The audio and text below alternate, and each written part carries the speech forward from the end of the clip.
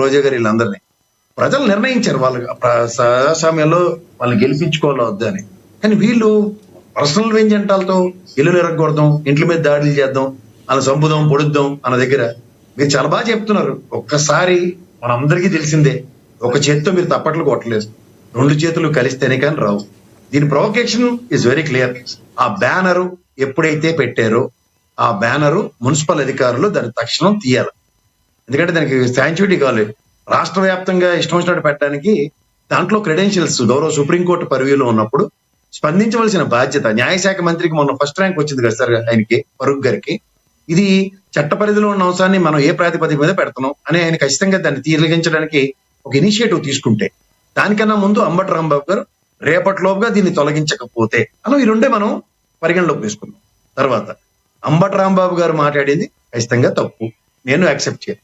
కానీ మనందరికన్నా ముఖ్యంగా ఆయన్ని అలా ప్రొవోక్ చేయడానికి ఒక గ్రంథాలయ కమిటీ చైర్మన్ గారు లేదా ఒక ఎమ్మెల్యే గారు ఆయన భర్త ఇంటి మీద పడి దాడి చేసింది, ఇవన్నీ మనం సమాజంలో నాట్ యాక్సెప్టబుల్. ఇంకో పాయింట్ చెప్తాను. అంబటి రాంబాబు గారు ఆయనకి ఏమి రెస్పాన్సిబిలిటీ లేదా అంటే, రెస్పాన్సిబుల్ గా ఆయన నెక్స్ట్ ప్రెస్ ని అడ్రస్ చేస్తూ నేను అలా మాట్లాడి ఉండకపోవచ్చు అనే బాధను వ్యక్తపరిచాడు.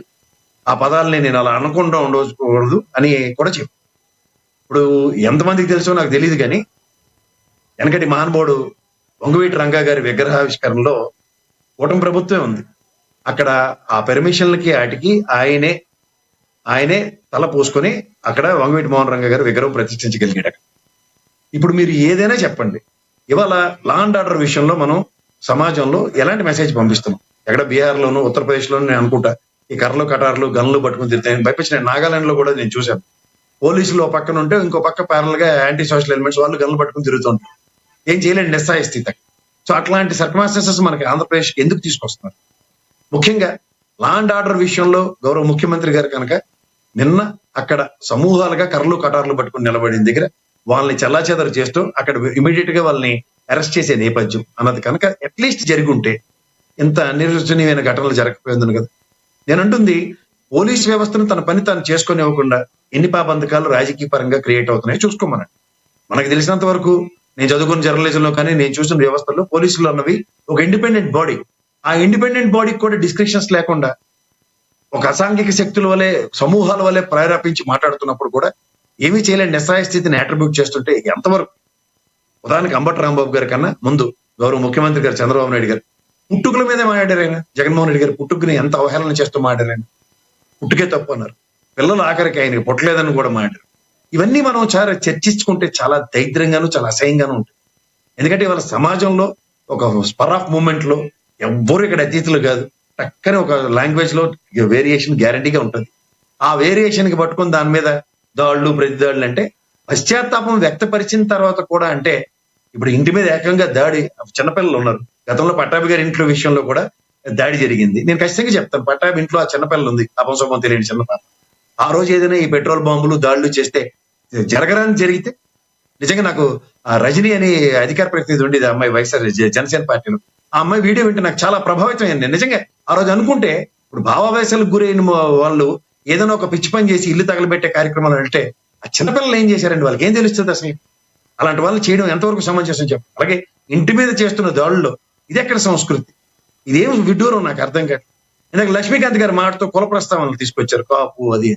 ఒక్కసారి ఎలక్షన్స్ ముందు పవన్ కళ్యాణ్ గారు కనీసం కులం చూసినా నాకు ఓటేయండి, మన వాళ్ళని మనం గెలిపించుకోకపోతే ఎలా అన్న ఆయన మాట నేను విన్నారో లేదో నాకు తెలియదు. తర్వాత రాయలసీమ అంతా కూడా రెడ్డి సామాజిక వర్గంలో వాళ్ళకి ఐడెంటిటీ లేదు. మోహన్ రెడ్డిని అక్కడ కాపు సామాజిక వర్గంలో ఉంటుంది, బర్త్ సర్టిఫికేట్ తెచ్చుకుని చూపించమని. ఇక్కడ డిస్క్రిమినేషన్స్ పెట్టుకుని ఏడుస్తున్నాం మనం. రాయలసీమలో ఉన్న రెడ్లు అందరూ కాపులే కాదనమనండి మోహన్ రెడ్డిని. ఏ మోహన్ రెడ్డి అన్నా నువ్వు కాపా కాదా? కాపులు మా ఏరియాలో మాట్లాడి కాపులు అంటారు. కాపోళ్ళు వీళ్ళు కాపోళ్ళు అంటారు, పక్కనుంటే వేరే కమ్యూనిటీ వాళ్ళు. ఇవన్నీ తర్వాత విషయం చేత సార్, మనం ఈ ప్యానల్లో ఉండి మనలాంటి వాళ్ళు కూడా కులాలు మతాలు మాట్లాడితే నేను ఇవాళ చెప్తున్నాను, ఖచ్చితంగా ఇన్ఫర్మేషన్ సార్, కొలవలు లక్ష్మీకాంత్ గారు తీసుకురాలి. రాంబాబు గారు ఒక డాక్టర్ ఈ రకంగా మాట్లాడింది నేనే అడిగా. ఆ డాక్టర్ ఆవిడే ఒక కాపు మహిళను అని ఆవిడ ఒక కులాన్ని గురించి మాట్లాడారు కాబట్టి ఏంటనే ఆయన అడిగా. నేను ఆయన డైరెక్ట్ గా తీసుకురాలేదు ఆయన కుల ప్రస్తావన. క్యాస్ట్ కన్నా మీరు దాన్ని సవరించకండి. ఇప్పుడు అంబటి రాంబాబు గారు అమ్మాయి కాపు అమ్మాయి కదా, ఖచ్చితంగా కాపు కులాలు అందరూ ఆ అమ్మాయి పరిరక్షణకి వెళ్ళాలి. ఆ అమ్మాయి మీద ఇంటి మీద దాడి జరిగింది, ఆ పొరపాటున ఏదైనా అమ్మాయికి జరిగింది అనుకోండి సార్, ఇలాగ అనొచ్చు కదా ఆవిడ. కాదు ప్రసాద్ గారు, మీరు కూడా గమనించాలి. ఇక్కడ మీరు కూడా ఒక మహిళగా, ఒక ఆంధ్రప్రదేశ్ తెలుగు మహిళగా అనాలి, కానీ ఒక కాపు మహిళ అని ఆవిడ ఎలా మాట్లాడతారండి? అసలు కాపు అనేది ఎందుకు వచ్చింది అసలు ఈ వ్యవహారంలోకి? అంటే ఇందులో ఏమైనా వాంటెడ్లు ఏమైనా చేస్తున్నారా? నా కులం నాకు కన్న తల్లి లేడుదండి. నా కులం గురించి చెప్పుకోకుండా అంబటరాంబాబు గారు కాపు నాయకుడు కాకుండా వేరే ప్లానెట్ నుంచి వచ్చిన నాయకుడు అవుతాడా? ఆయనకు పుట్టిన పిల్లలు కాపులు కాకుండా వేరే వాళ్ళు అయిపోతారా? అంబటి రాంబాబు గారు ఇప్పుడు కాపు నాయకుడు అంటారు, అయితే మీరు వైసీపీ నాయకుడు కాదు. సామాజిక వర్గాల పరంగా ఇప్పుడు కాపు నాయకుడు లేదంటే అన్నప్పుడు, ఇప్పుడు డిప్యూటీ సీఎం నేను కాపుకి ఇచ్చాను అని వైఎస్ఆర్సీపీ చెప్పుకుంది. తెలుగుదేశం కూడా చంద్రరాజప్ప గారికి మేము ఇచ్చామని చెప్పుకుంది. ఏ ప్రాతిపదికన ఇచ్చారు? ప్రతిపదికల్లో ఇచ్చేటప్పుడు వేరు, ఏదైనా ప్రాబ్లం వచ్చినప్పుడు నలుగురు కులాల మధ్య గొడవలు జరగకుండా మాట్లాడకుండా ఉండటం వేరు, సంబంధం లేకుండా కులాన్ని తీసుకొచ్చి మాట్లాడటం తప్పు కదా. ఓహో, మరి కనీసం నన్ను గెలిపించడానికి మన కులపోలేని మన కోటేరని ఈ పవన్ కళ్యాణ్ గారు చెప్తే ప్రవచనాలు ఉన్నాయండి మీకు. రాజకీయాల్లో అడిగేటప్పుడు మీరే అన్నారు, స్కూల్లోకి వెళ్తామండి, కాలేజీలోకి వెళ్తాం. ప్రసాద్ గారు కాలేజీలోకి వెళ్తాం, మీ కులం ఏంటని అడుగుతారు, బీసీ ఎస్సీ ఎస్టీ అని అడుగుతారు. అది అక్కడి వరకే చూడాలి. కాపులకి ఏమైనా 10 మందికి న్యాయం చేశారు. ఆగండి లక్ష్మీకాంత్ గారు ఆగండి. మీరు కులాన్ని పొందిన చేసుకున్నట్టుగా నా కన్నపల్లి లాంటిది కులం అన్నప్పుడు అంబటరాంబాబు కూడా అట్లనే ఫీల్ అవ్వాలి కదా. లక్ష్మీకాంత్ గారు మీకు ఇస్తా ఒక్క నిమిషం. మీకు నాకు ఏమైనా డిమార్క్ చేస్తారంటే కాపు కులాలంటే ఓన్లీ జనసేనలో ఉండాలి లేదా ప్రజారాజ్యంలో గతంలో ఉండాలని? మీరు గమ్మున ఉండండి సార్. ఒక విషయం నేను చెప్పగలను, మీరు ఒక్క నిమిషం గమ్మున ఉండండి, నేను చెప్తా. ఇవాళ సార్ వాళ్ళు మాట్లాడిన చెప్పి నేను మాట్లాడలేదు. లక్ష్మీకాంత్ గారు మీరు ఆయన మాట్లాడలేదు, ఆయన మాట్లాడినవ్వండి, మీరు నోట్ చేసుకోండి. తప్పున్నప్పుడు మీరు మాట్లాడదు. ప్రసాద్ గారు కంటిన్యూ చేయండి సార్. ప్రసాద్ గారు కంటిన్యూ చేయండి. ఇప్పుడు ప్రసాద్ గారు ఒకటి మీకు క్లియర్గా జరుగుతున్న సినారియోలో లడ్డు ఇష్యూ కావచ్చు, బ్యానర్ పెట్టారు. నా మాట వినండి ఒకసారి.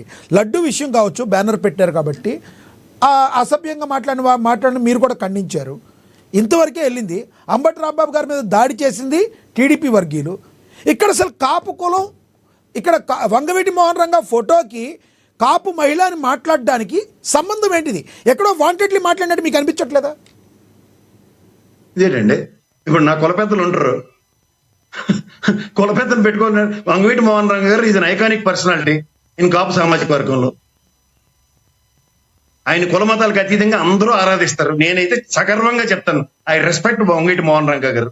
నాకు ఆయన భావజాలం చాలా ఇష్టం. నేను ఖచ్చితంగా చెప్తున్నా కరాఖండిగా. ఎందుకంటే ఆయన ఏ రోజు కులం చూసుకోలే. ఒక బ్రాహ్మణ యువతులు ఆ రోజు కాలేజీల్లో ఏడిపిస్తున్నప్పుడు నిలబడిన విధానం, అడిగిన దానికి చెప్పకుండా మీరు వంగవీటి మోహన్ రంగ గారి గురించి, అదే ఆయన గురించి అందరికీ తెలుసు. అంబటి రాంబాబు గారు వాళ్ళ డాటరు, ఏం చెప్పాలి, వాళ్ళ డాటరు నేను ఒక కాపు మహిళని అనే మాటను ఎందుకు మాట్లాడారు అక్కడ కులం? దాని గురించి చెప్పండి మీరు. నేను అదే చెప్తున్నాను సార్. ఇప్పుడు తనకి అంబటి రాంబాబు గారి మీద దాడి జరిగినప్పుడు ఆ అమ్మాయి మాడితే నేను మాడొచ్చు. ఆ అమ్మాయి ఇంట్లో ఉన్నప్పుడు ఆ అమ్మాయి మీద దాడి జరిగినప్పుడు మరి అమ్మాయి తన సామాజిక వర్గం గురించి కాకపోతే ఇంకెలా మాట్లాడుతుంది? అదేంటి సార్ అన్నట్టు జస్ట్ మీరు కాదు, నేను చెప్పేది వినండి. చెప్పండి.